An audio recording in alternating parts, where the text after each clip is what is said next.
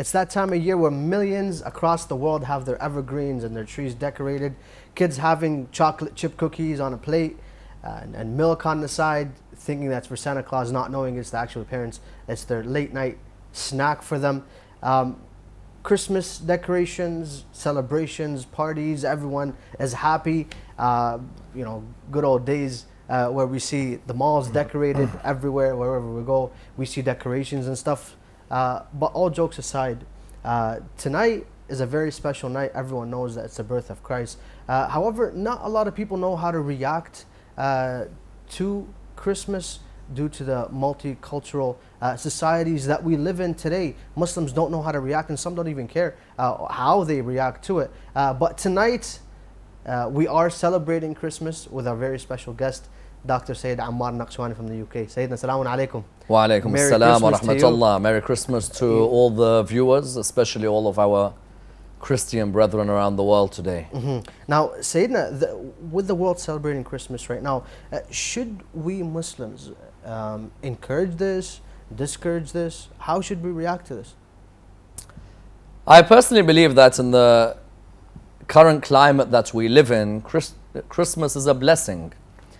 It's a blessing in more ways than one. Firstly, another of the faiths that has a basis of monotheism, a basis in the belief in God, a basis in the reverence of the saints of God, is of course the religion of Christianity. We live at a time now where sadly people want to question God on every occasion. Yes. To the extent now where if you talk about God in your essays, or you talk about God at school or college or university, some will laugh at you, some will revile you, and in some cases you may be downgraded. There are a number of legal cases in the world today where because a person questioned their professor of philosophy or their professor in biology in relation to God's existence, that they were actually mocked by those professors. Now, when you have a religion like the religion of Christianity that constantly talks about the love of God, constantly talks about the forgiveness of God, the mercy of God, we need more and more of these teachings in the world we live in today. I may differ with Christianity on certain theological conclusions. Yes. But that doesn't stop me in remembering the common denominators that exist between us and the Christian world. The Quran mentions lines which are very interesting and many Muslims need to narrate more. For example, you look at chapter 5, verse 82 of the Holy Quran, Allah subhanahu wa ta'ala states, Bismillah ar-Rahman ar-Rahim, وَلَتَجِدَنَّ أَقْرَبَهُمْ مَوَدَّةً لِلَّذِينَ آمَنُوا الَّذِينَ قَالُوا إِنَّا نَصَارَى ذَلِكَ بِأَنَّ مِنْهُمْ قِسِّيسِينَ وَرُهْبَانًا وَأَنَّهُمْ لَا يَسْتَكْبِرُونَ. You'll find the closest people to you Muslims are those who call themselves the Christians. That's because they have priests and they have monks who are humble human beings.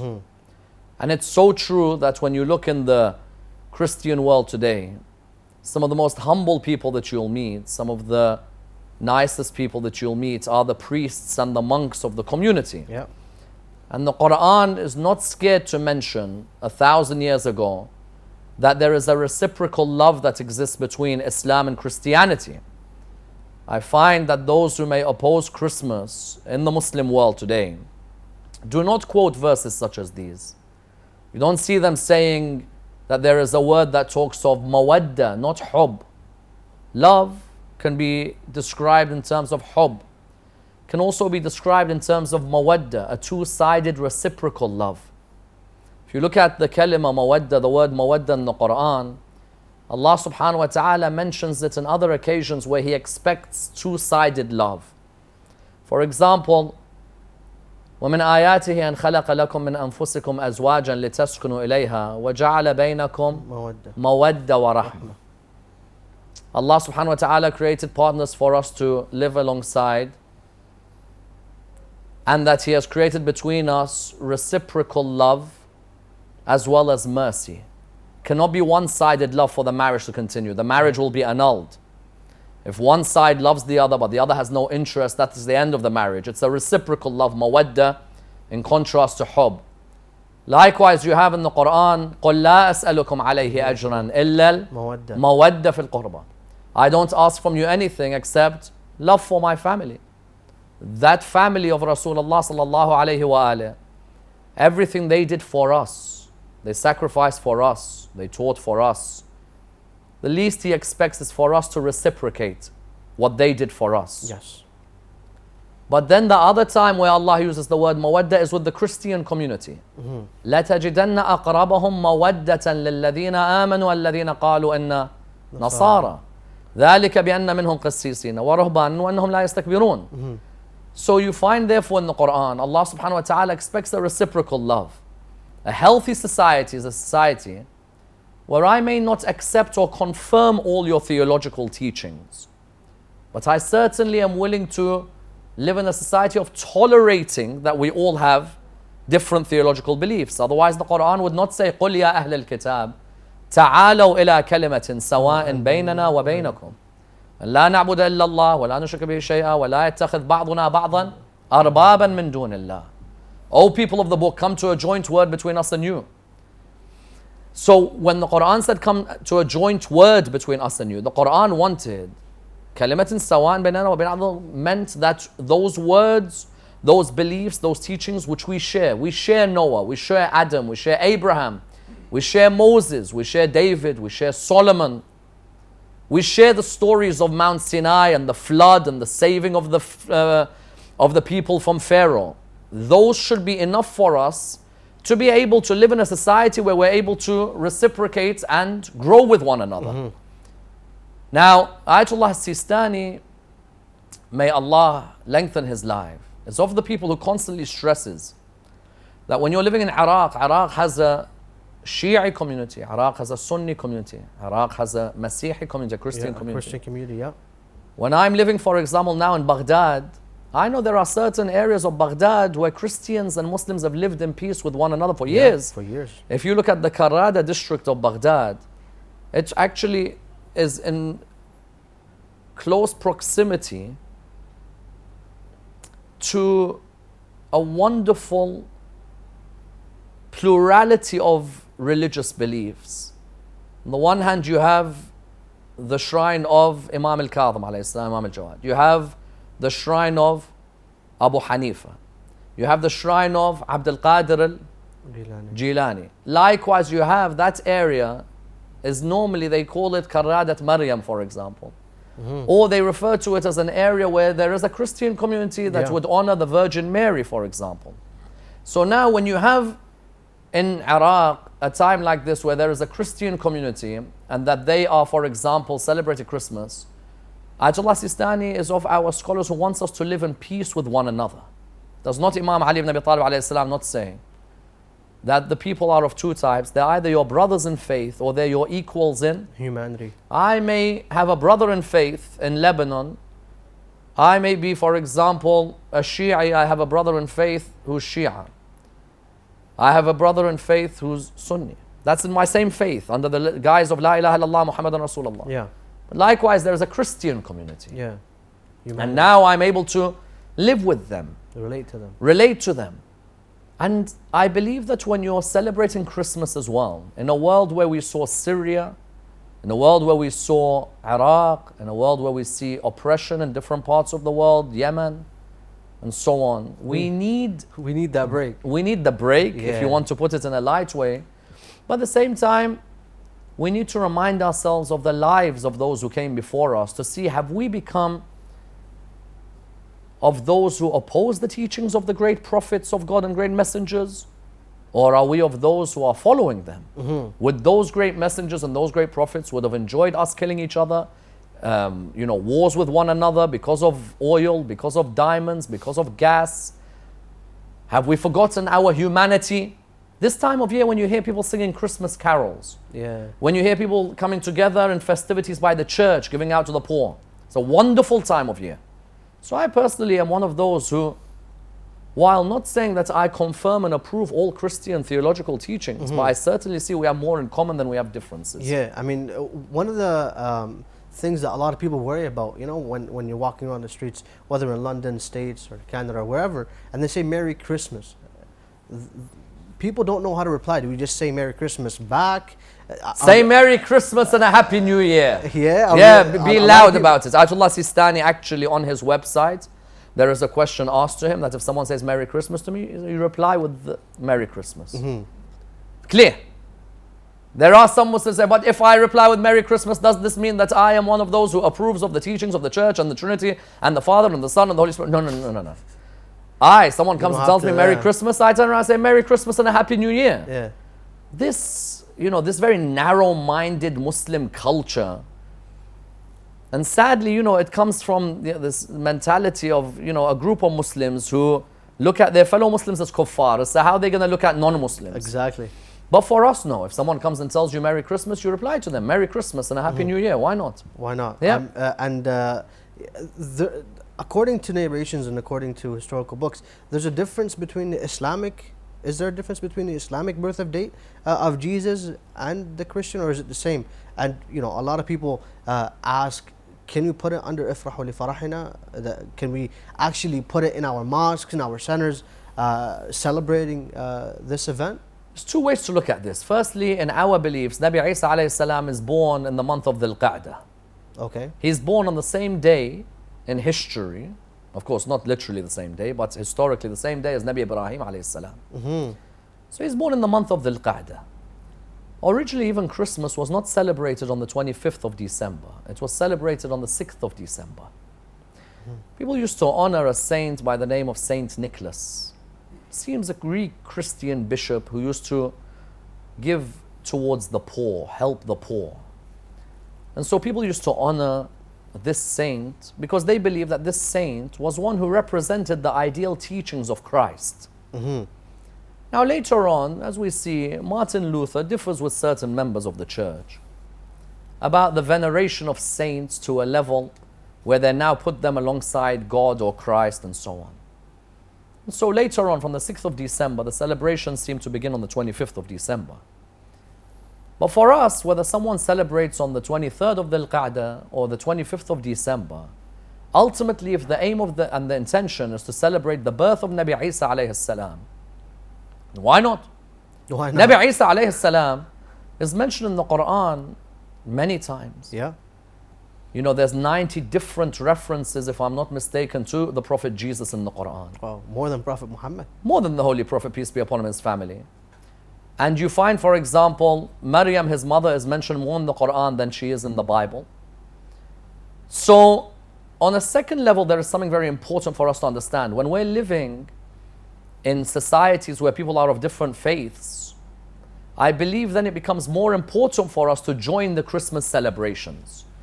Because there are Christians who are our neighbors who don't have a clue about what we say about Jesus, Mary, the disciples, the Christian communities who are persecuted. Many of them don't know. And so I think there is no harm whatsoever, whether it's 23rd of Dhul Qa'dah or 25th of December, that for us to have a Mawlud of Nabi Isa alayhi salam in our mosques. Mawlud of Nabi Ibrahim that same day. Normally people have, Dahwa al-Ard, where they talk about, for example, the creation of the earth and so on. But that same day should also be a celebration of Christ and Abraham, for they are of course, the messengers of God. Now, this actually contradicts the Quran in a way where it's mentioned in chapter 9, verse 30. Allah subhanahu wa ta'ala condemns those who have taken Christ as being God or being Son of God or the Trinity, and the Jews as well. Now, how you're encouraging that, or what's the situation here? If someone wants to get involved in a theological discussion about monotheism versus polytheism, about whether Jesus is the Son of God literally or metaphorically, are we all children of God? Are we all sons of God? Trying to understand the Trinity, that has its time and place. When I say Merry Christmas to my Christian brethren, my intention is not that, hey, by the way, I'm now confirming everything you believe in. On the contrary. If I say Eid Mubarak now to one of my brothers and sisters from Ahl Sunnah, for example, I say Eid Mubarak to them. Do we believe in the same? We still differ over certain issues. I respect the fact that you reach a conclusion different to mine. I can't, force my conclusion upon anyone. And at the end of the day, I recognize that you've reached a different method of reaching a conclusion, for example. But that doesn't mean that we all agree on everything. Yes, the Quran is clear that of the crimes committed against God is to give him a daughter or to give him a son. Be it the Arabs who attributed a daughter to him, be it the children of Israel who attributed a son, Uzair, son of God. Some said Jesus was the son of God. But we say there's a time and place for those discussions. Yeah. When we're living in a socially pluralistic society, we turn around and we say that in this social pluralistic society, we recognize our commonalities and not only have to focus on our differences. Now, don't they have a point when they claim that Jesus could be the Son of God when he raised the dead, cured the blind? I mean, those are miracles that anyone at the time might have thought that this person is higher than a prophet. It could be someone, the son of their Lord, no? Well, if miracles are a sign of who should be the highest, then Moses has miracles. But not raising the dead. Moses has, for example, a stick that becomes a snake and destroys everything around it. Or he has a sea suddenly open up for him, which doesn't happen every day. Some will say, for example, the fact that Christ is able to raise the dead. We in the Quran always read the fact that he raises the dead and makes them alive by my permission. He creates the birds out of clay by my permission. Allah subhanahu wa ta'ala constantly stresses that all of these acts are by my permission. So Nabi Sulaiman alayhi salam, the wind was his servant. He talks to animals. The jinn are his servants. Don't get many better powers than those. No one calls him the Son of God. So for us, while we revere Prophet Jesus alayhi salam, if the criteria is about miracles, then there should also be a reverence for Moses to be the Son of God. Solomon could be the Son of God. Others who had miracles for them occur should be the sons of God. But no, on the contrary, we believe that the Prophet Jesus ﷺ made it clear that those who associate me as ever having said that I am the Son of God are far from the truth. And these, as I said, are open for debate. Now, as many claim that Jesus also walked on water, I mean, does that have a Quranic basis when it comes to reading the literature and looking at the Quranic texts? There's nothing in the Quran about Nabi Isa alayhi salam walking on water. It's in the hadiths. Imam al-Sadiq has a lengthy tradition about Nabi Isa alayhi salam, and within that tradition he mentions that of the miracles of Christ was that he could walk on water. However, it's not there in any verse of the Holy Quran. Now, this is also mentioned in the multicultural societies that we live in the West, and a lot of people are attracted to Jesus because he represents the love. You know, on his birth you see decorations everywhere. Everyone's saying Merry Christmas, and a lot of people tend to be attracted to that, which brings love to them, where Prophet Muhammad is looked at to be a person who is fond of war, on the opposite of Jesus. Now, does this have any basis or no? See, every prophet comes at a different time, different situation, different context. There are prophets of God before Christ and before the Prophet Muhammad, peace be upon his family, who were advocating love and forgiveness, but were also involved in wars. If you look at the Prophet Dawood alayhi salam, David. Yeah. One of the most famous stories you hear is David and Goliath. Yeah. Now, David is highly revered in the Quran. In some cases, one may argue, given more respect than the biblical David, who makes sure that the lady who he wants to sleep with and commit adultery, his husband goes to war, gets killed so that he can have adultery or an adulterous relationship with her. The Quran does not say that a prophet of God would stoop to such low morality. Now this David advocates love, advocates forgiveness, but when there's the injustice of Goliath, he doesn't remain silent. Just because he stands up against the oppression of his time does not make him a prophet who's looking to be a man of war. Exactly. Any prophet of God who's looking to instill a change in the society at the time is bound to have certain opposition to that change. Yeah. Man is an enemy of that which they are ignorant of. The Prophet Muhammad, peace be upon his family, when people say Muhammad's all war, Jesus is all love, Christ himself has moments which the spiritual underpinning of them is love, but the expression of them is with anger.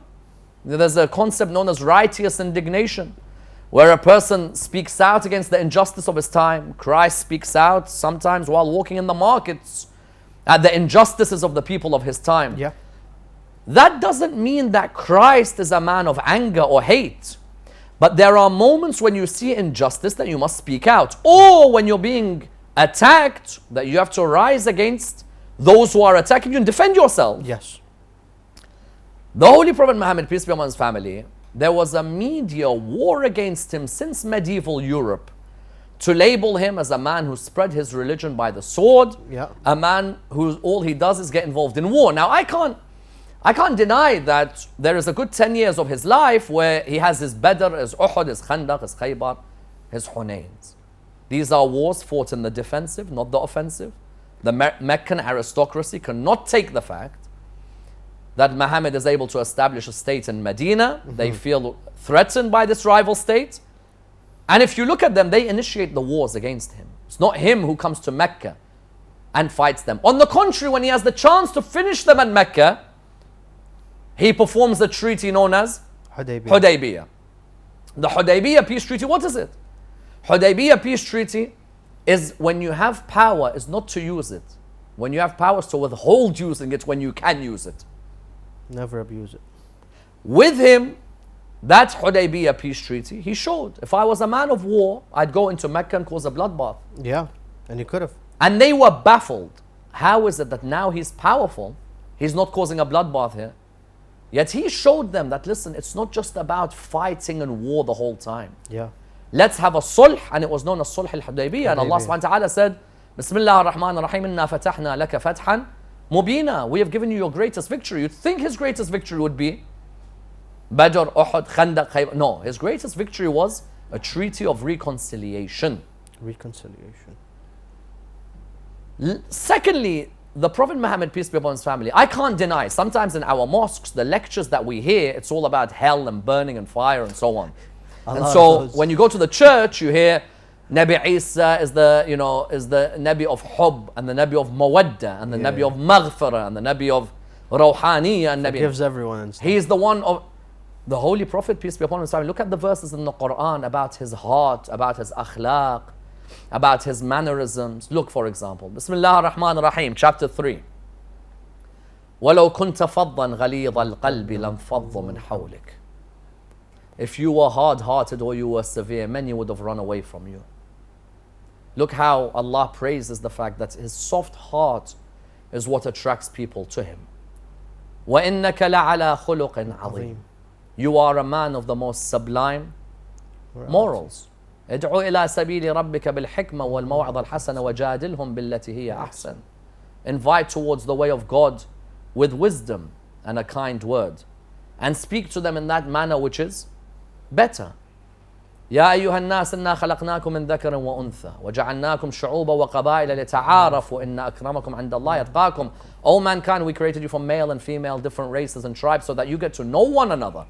That's not a prophet of anger or a prophet of hate or a prophet of war. But sadly, the merciful aspect, وَمَا أَرْسَلْنَاكَ إِلَّا رَحْمَةً لِلْعَالَمِينَ. Yes, we have not sent you except that you are a mercy to mankind. Many of us Muslims are to blame for the image of the Prophet Muhammad, peace be upon him, that we've given the world. Exactly. That we have not focused on the merciful Muhammad, the loving Muhammad, the forgiving Muhammad, the soft-hearted Muhammad. I always relate this to Abu al-Fadl al-Abbas, son of Imam Ali alayhi salam. Abu al-Fadl, the image you have of him, man with a sword, killing everyone, fighting everyone. We've forgotten the softness of Abu al-Fadl. If you look at him, the image we give of Abu al-Fadl is far from the truth. Soft-hearted, cannot bear to see children hurt, cannot bear to see children thirsty. And it's no surprise Imam Zain al-Abidin does not look at the bravery with the sword of Abu al-Fadl. رحم الله عمي العباس لقد آثر وفدى وواسى أخاه بنفسه. May Allah have mercy. Allah has placed mercy on my uncle Abbas, For he altruistically and selflessly gave all his self to his master Hussein. Where's the sword mentioned with Abu al-Fadl? In that one quote, رحم الله عمي العباس لقد آثر وفدى وواسى أخاه بنفسه. Where is the sword mentioned? Yet the Abbas that we create in Muharram is an Abbas who just wants to go out and kill everybody. That's the image that we have a problem with. Now when you tell me why is it people get attracted to Christianity? Because Nabi Isa hub, Nabi Isa mawadda, Nabi Isa maghfirah, Nabi Isa ithar. And the Prophet Muhammad? Rasulullah, Badr, Uhud, Khandaq, Khaybar. Then Rasulullah and his softness with his wives, his softness with his children, you know. So we have to work on this. But sadly, there's also been a media machine against him. It is, yeah, there has. Which wants to focus on these areas and not focus on any of the positive points whatsoever. Sayyidina, we'll continue this, but after the short break, we have a lot of things to talk about Christmas, but inshallah after the short break, Sure. so do stay tuned. Respected viewers, do stay tuned for after this break. We'll be back very shortly. Why? Why Hussein? Why not someone else? The answer is Hussein ibn Ali made a stand 1400 years ago for the rights of poor, for the rights of humanity. He made a stand for justice. He made a stand for equality. And today, 1400 years later, we are continuing the legacy. We're taking his legacy forward. The best way to take his legacy forward is help the London's forgotten ones and give back.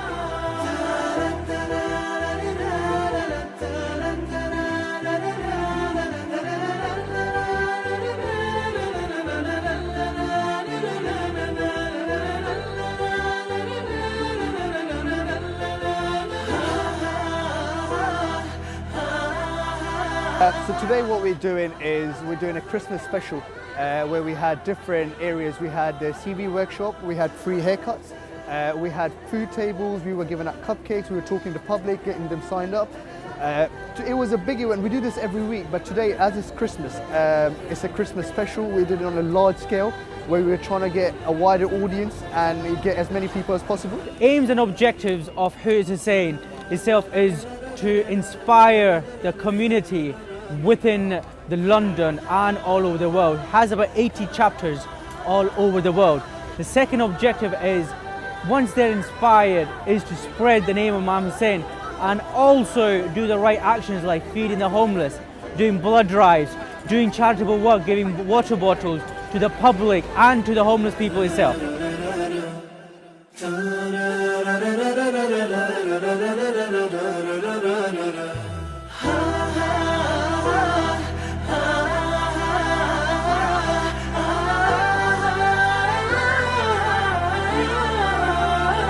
Events like this, so this is a sort of a social inclusion event. We are not only just out here doing what we usually do, but we're also doing it for Christmas. So we're trying to, so it's a two-way social inclusion. So not only we're trying to bring the Christmas festive spirit to the homeless people on the street, but we're also trying to integrate. We're trying to show that the community of Muslims within London or all around the world, we are not separate from the society. We are pretty much part of the society. So we don't have any barrier, we don't have any division from whatever our neighbors, our community that we are living in, they're doing. We're actually part of it. So we ourselves celebrate Christmas, not probably in a sense in which from a religious perspective, but from a very festive spirit, from a very sort of a giving and receiving energy that it brings. My name's Anna, I'm one of the team leaders for the CV workshop. The CV workshop is one of the three things that we do at His Hussein. One of our key parts is our food drive, the other key parts is the CV workshop, and the other one is the housing database that we're hoping to bring about in the new year. It's difficult, especially when you're homeless, trying to get to one location to another. When you're applying for jobs and not having a permanent address on your CV, even knowing we're going to get your next meal, your housing, your shelter, your basic sanitation. I think there's so many obstacles to overcoming the problem of homelessness that this is just us trying to do one thing and one step to try to make the process a little bit easier.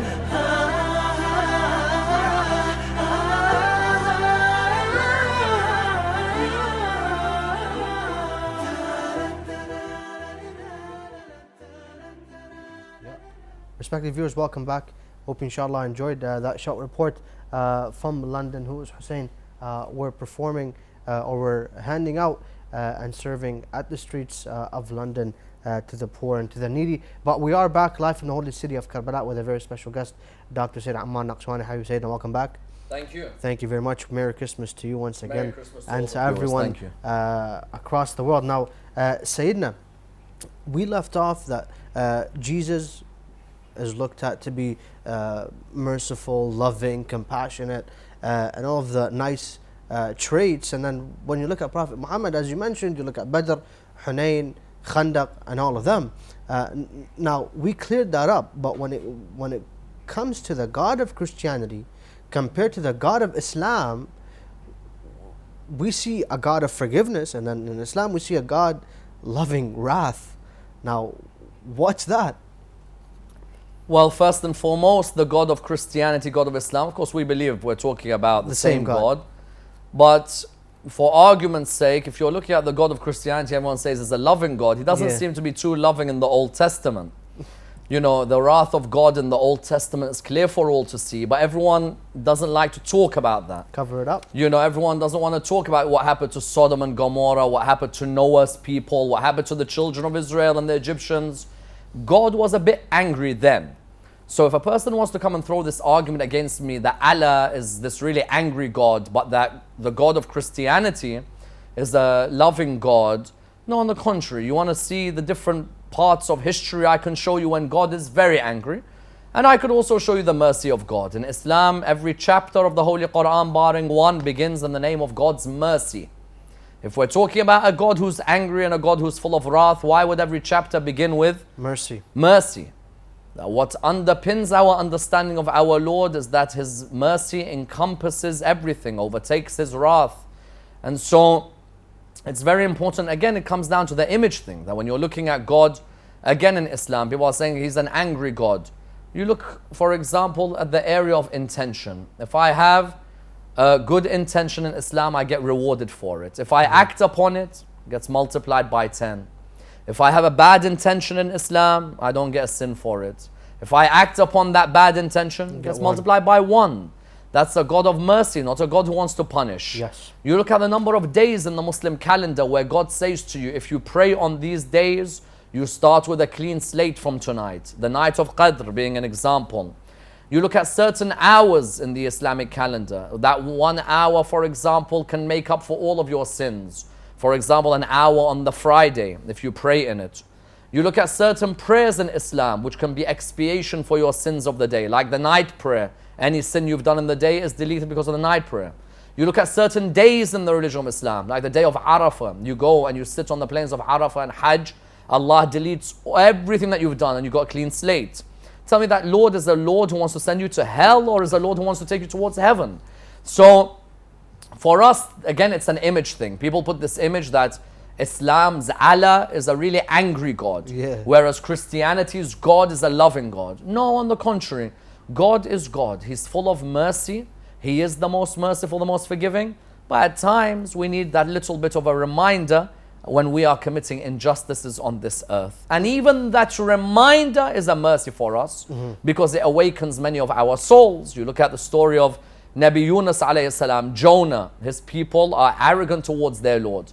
But when they all recognize there's a punishment coming towards them, they come together in dua. Allah subhanahu wa ta'ala guides them from there. So even sometimes when a punishment is about to happen, it wakes up the souls. There's a mercy, sometimes even in these warnings that are given to man.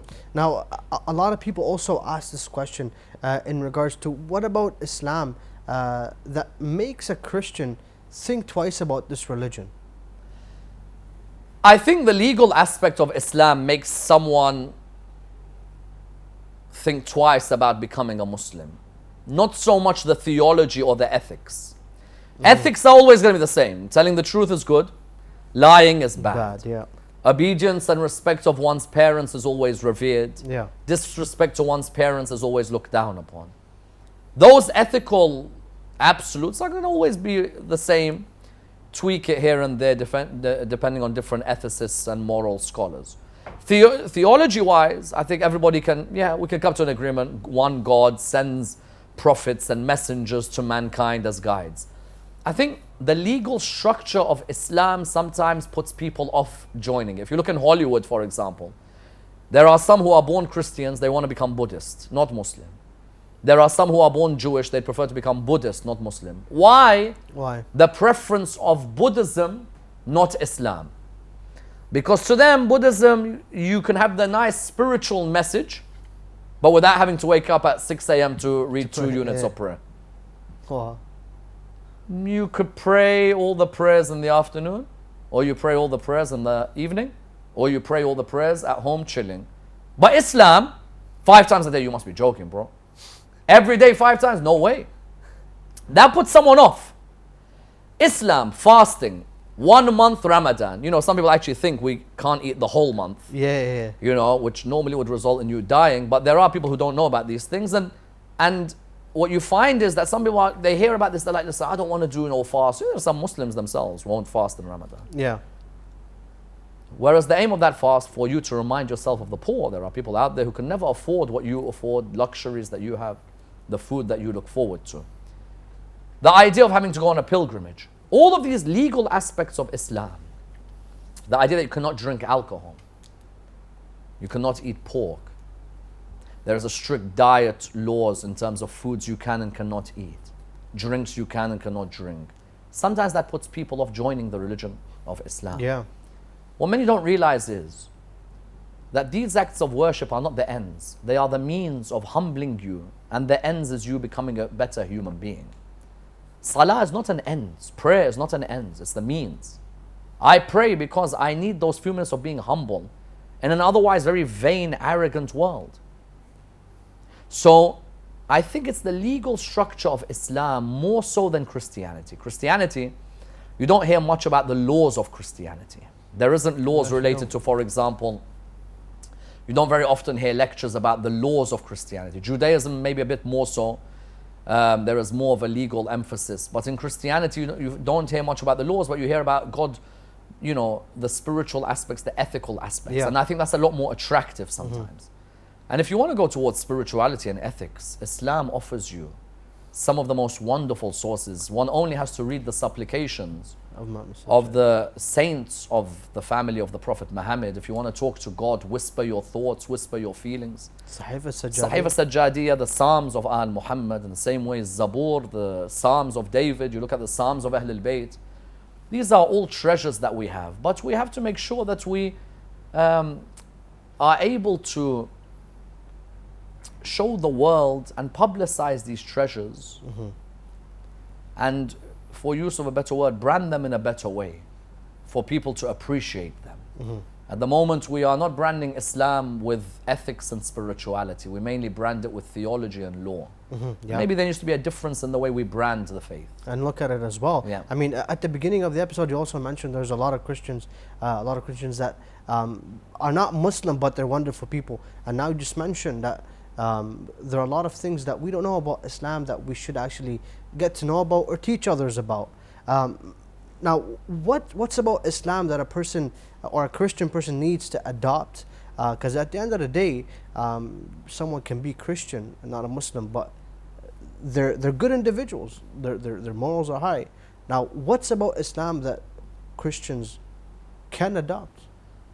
I don't deny that a person can live as a Christian and live the most Islamic life. I can't deny that. There are some people out there who are members of the Christian faith who are probably more religious than us two put together, in the sense that their love of God is unique. Yep. They can probably teach us a few things about how to love God. I remember I knew one Christian lady I knew a few years back, and truly the way she talked about God in her life and her relationship with God was something unique, as in you can take lessons from that lady. And it's an interesting question you asked, that why should a Christian who's a good human being, why should they become Muslim? Why shouldn't they just remain on the path that they're on? Yeah. I'm sure they and us can build a better world. I can't deny that someone can be a good human being as a Christian, but I believe that if you follow the teachings of the Prophet Muhammad and his family, you can become a great human being.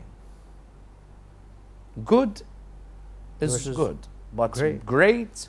It's great. And I sincerely say it because firstly, the Prophet Muhammad himself makes it clear, I've not come to make you reject Christ or the message of the prophets before me.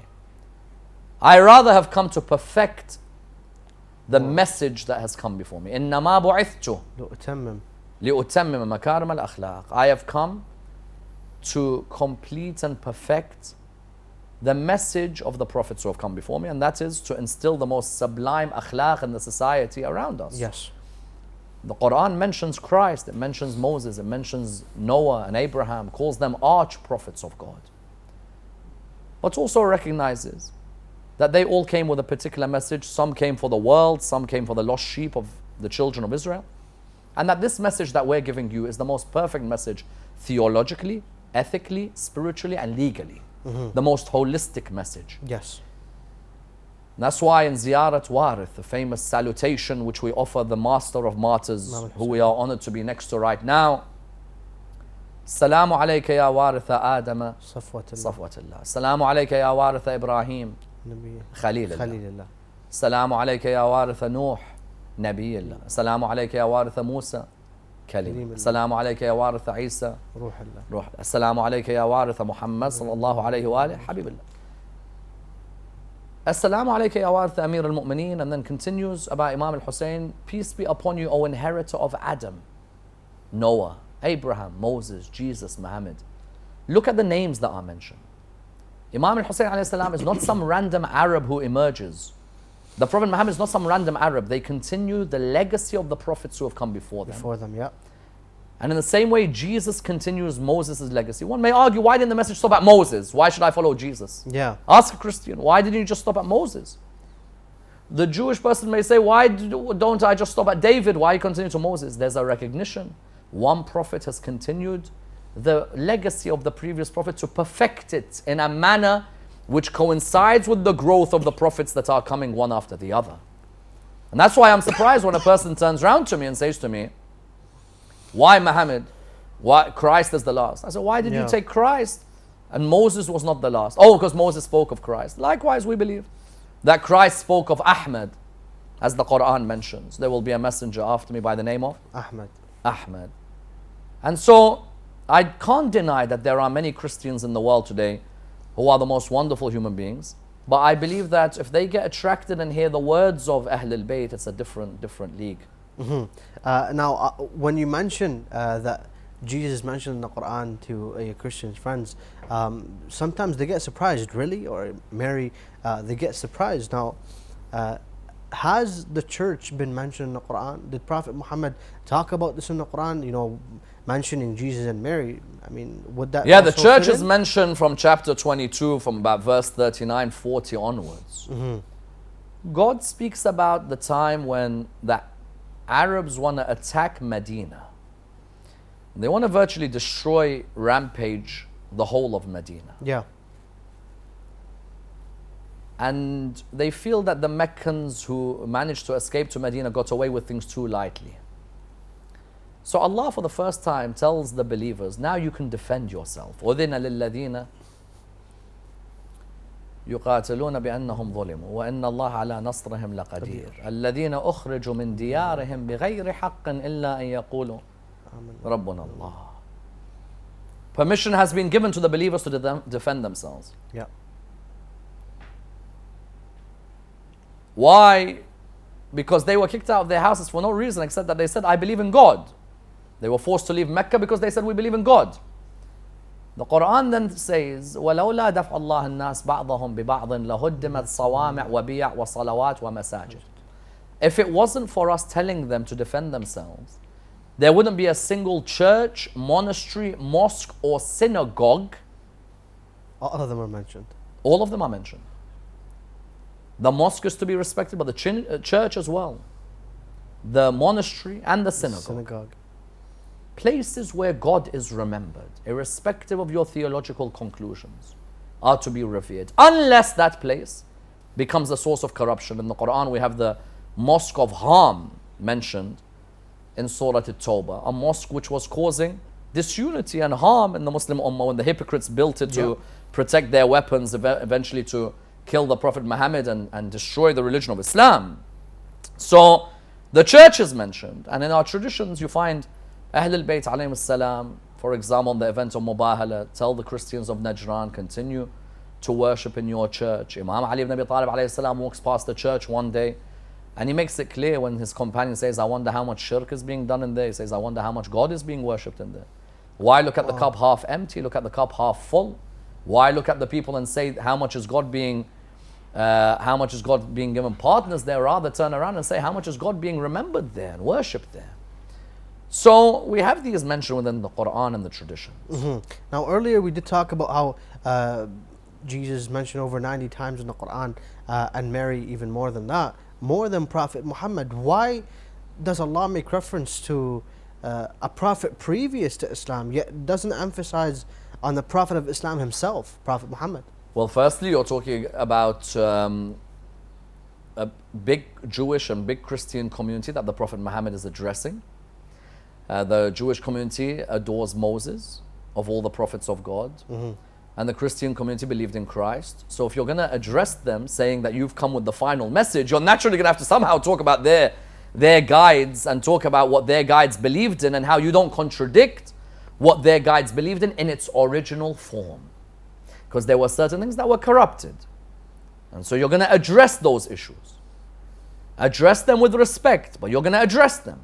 Not just address what's happened before you. Address what Christ will say on the Day of Judgment about what they've said about him. There's a difference. If a prophet of God is only going to talk about what's come before him, that's one thing. It's a verifier for his truthfulness, the veracity.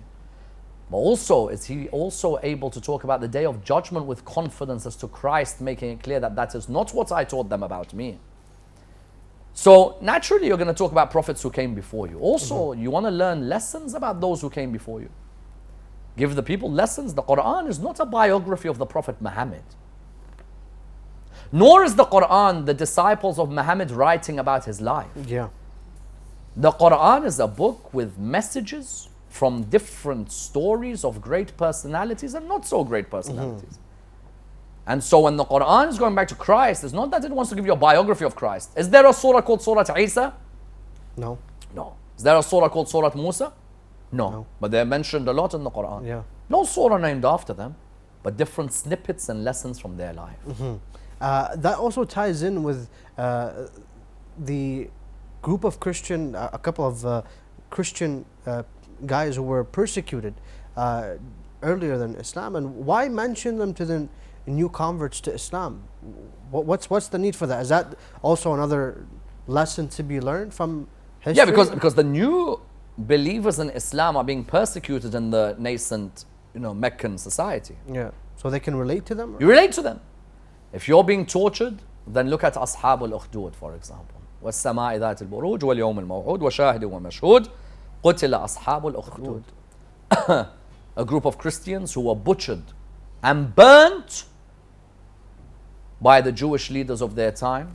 And what was a Holocaust? Holos kostos, a complete burning. They were burned simply because they believed in one God and the message of Christ. Likewise, the Muslims in the early community were tortured. The likes of Ammar, Bilal, others were tortured because of their belief in God. When you therefore mention the story of Ashab al-Ukhdud, you're telling the new believers that don't worry, there have been mu'mineen before you. Likewise, the story of Ashab al-Kahf, yeah. Believers in God, believers in the message of Christ, who were persecuted where they had to leave their city because of the fear of being killed because of their belief. Likewise, we said, الَّذِينَ أُخْرِجُوا مِنْ دِيَارِهِمْ بِغَيْرِ حَقٍّ إِلَّا أَن يَقُولُوا رَبُّنَا اللَّهُ, that they were kicked out of their houses for no reason except that they believed in God. Allah subhanahu wa ta'ala.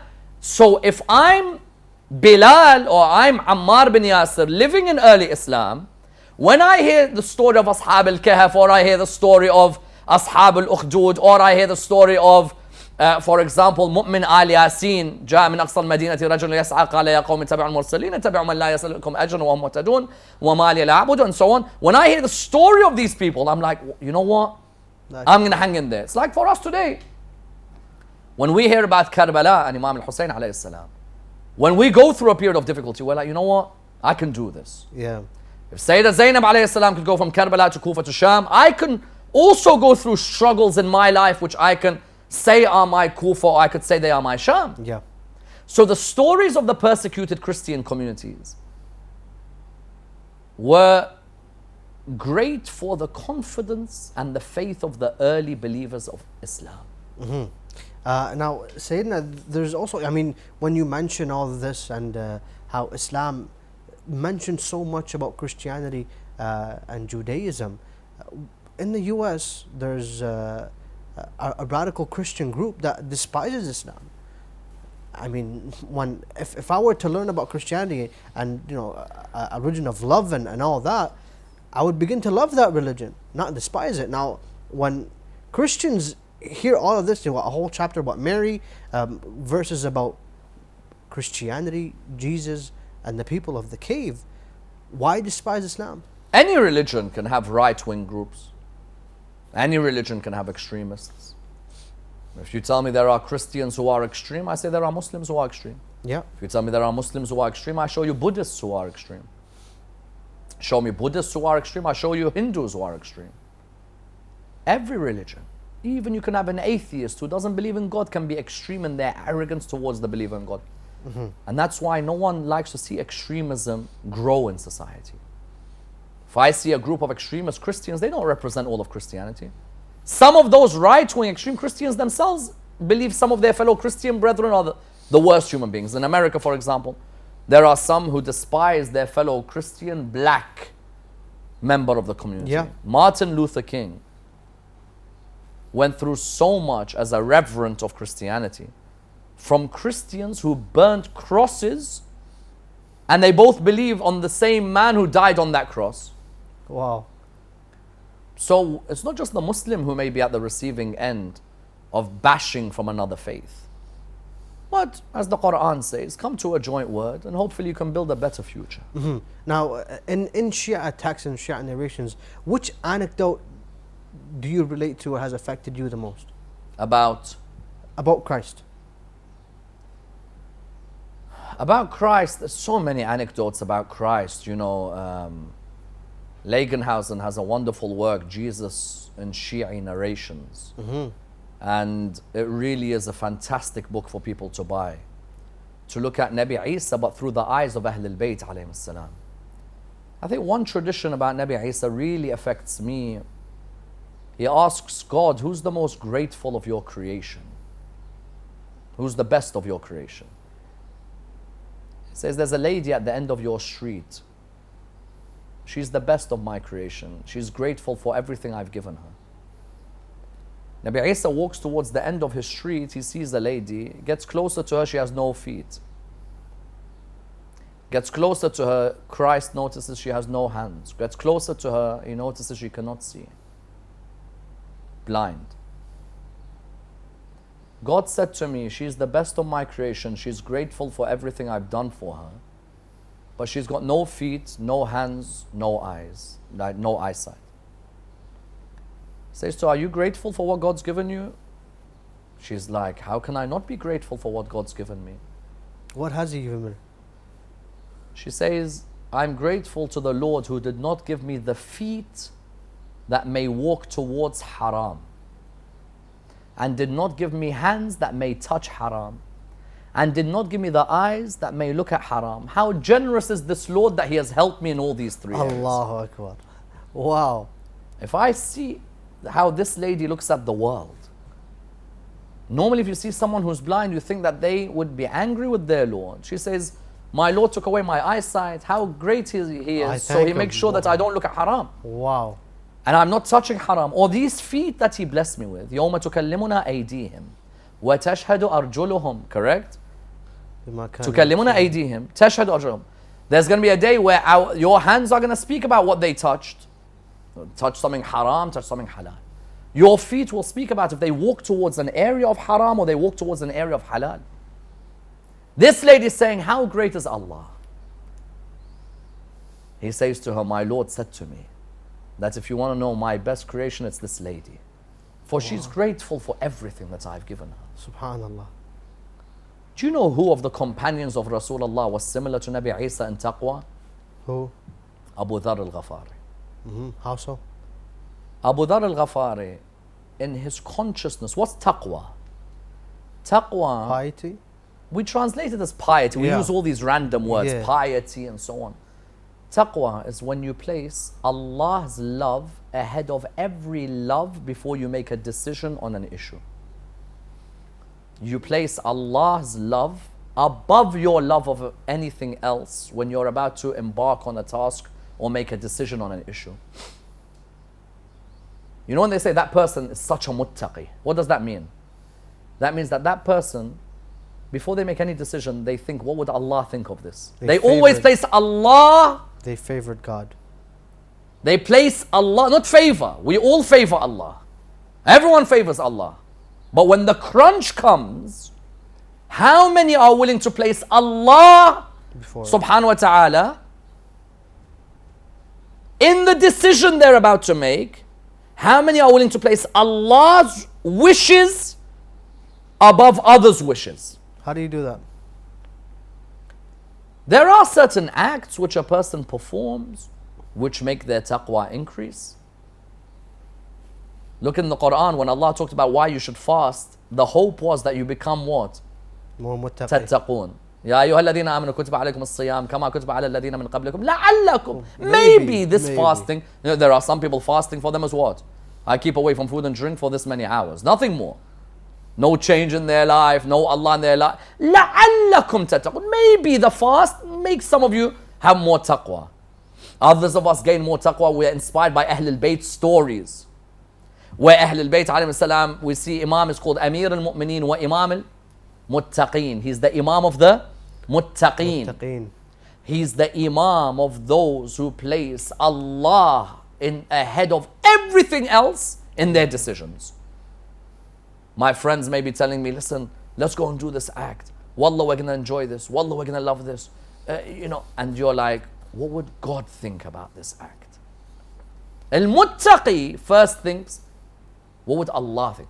Abu Dhar al-Ghafari, Rasulullah said, if you want to look at the same as level of taqwa as Nabi Isa, look at Abu Dhar al-Ghafari. Always places Allah subhanahu wa ta'ala ahead of his desires and anyone else's desires. What would Allah think? SubhanAllah. So now in Christmas, when we come in this week, when we remember Christ, it's not just about celebrations and giving gifts and wishing people Merry Christmas.